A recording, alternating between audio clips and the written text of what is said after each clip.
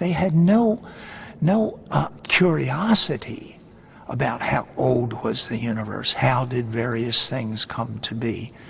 In fact, the stylistic view of the Genesis accounts of the creation of the world and everything in it, the style shows very clearly that they were trying to establish a kind of poetic structure to say that God was the source of all things. And that's why he did it in 6 days. And that's why if you interpret it scientifically, you get all screwed up. Yes. Because light came on the first day, but the sun and the moon on the fourth day. Yeah.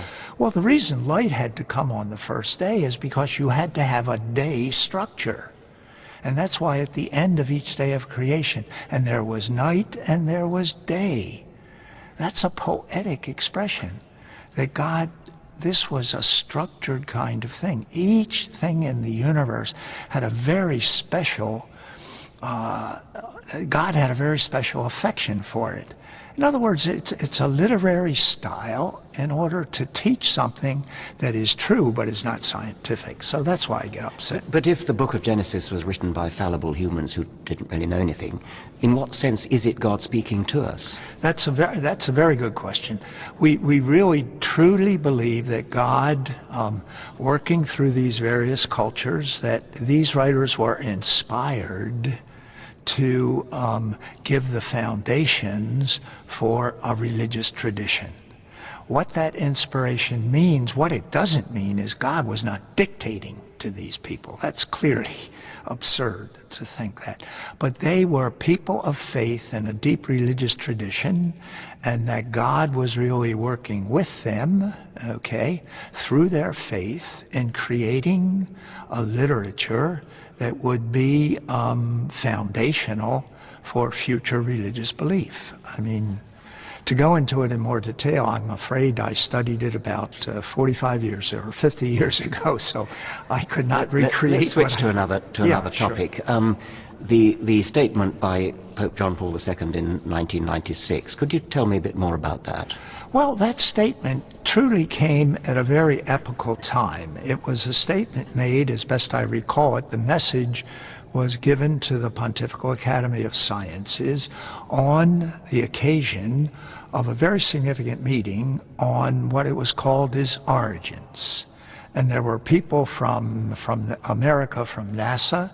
There were eminent scientists there discussing evolutionary theory, expansion of the universe, etc. It was a scientific gathering, and the Pope addressed them. So you have to see the background as being very significant. This was an eminent group of international scientists gathered to discuss these very important scientific questions. On that occasion, the Pope wished to make it clear that after all this period of time, and especially the transition from Pope Pius XII, who had said in Humani Generis, and I'm not quoting exactly, but that evolution is one of several possibilities for explaining. Whether he was right or wrong in saying that, I'm not judging, but he said it back maybe 2 or 3 decades before 1996, when we knew less, but we knew quite a bit about evolution even in that time. At any rate, John Paul II wished to update us, frankly, to put it in a very succinct way. He wanted to update the Church's view of what scientists had accomplished. And he made it very clear, because he cited several of the scientific disciplines. He said the point is there's a convergence here to this best scientific explanation, the theory of evolution. There's a convergence among many very significant disciplines: geology, paleontology, molecular biology, cosmology, astrophysics, that they all converge with many differences, because we're still, as all of us will admit, our pilgrimage is one of people that are ignorant and hopefully growing less ignorant as we learn more, but that the best scientific explanation from all of these disciplines together was evolution. And I think it was a very significant statement. Yeah, me too. It came too late. I mean, I'll be honest with you, Richard, my reaction as a believing Catholic and scientist was, so what? Yeah. We've known this for 50 years, yes. that this is the best scientific explanation. Yes. I really honestly agree with that. So what? Because many times the church, for very good reasons, I'm not faulting the church, mind you, but for very good reasons, it trails behind in making a declaration like this. It yes. trails behind by too long a period of time in absorbing scientific culture and then judging it and speaking out on it, Juno? Some might say that to call it the best scientific explanation is too restrictive, what he was in fact saying is that the scientific explanation is the best explanation. Yes, I think that's correct.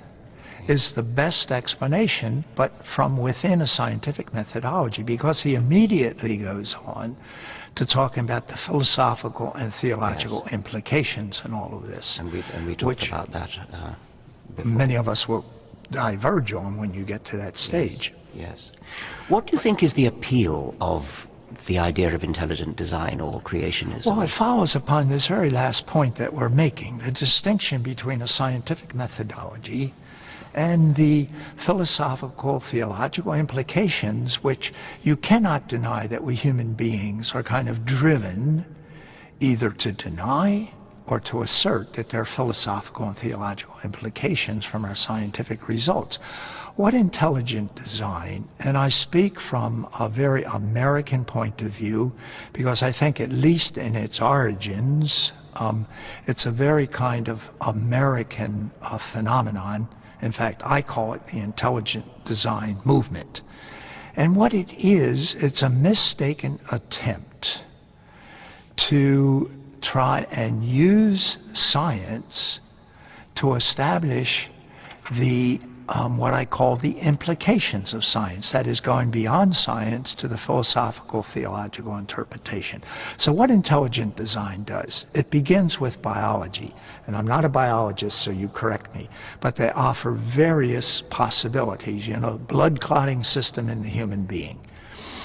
And various they're effectively looking for gaps that in present scientific correct. understanding, They from say a scientific that point of there view, is are waiting to be applied. irreducibly complex biological systems, and you can explain that better than I can, that cannot be explained within the scientific method and require an intelligent designer.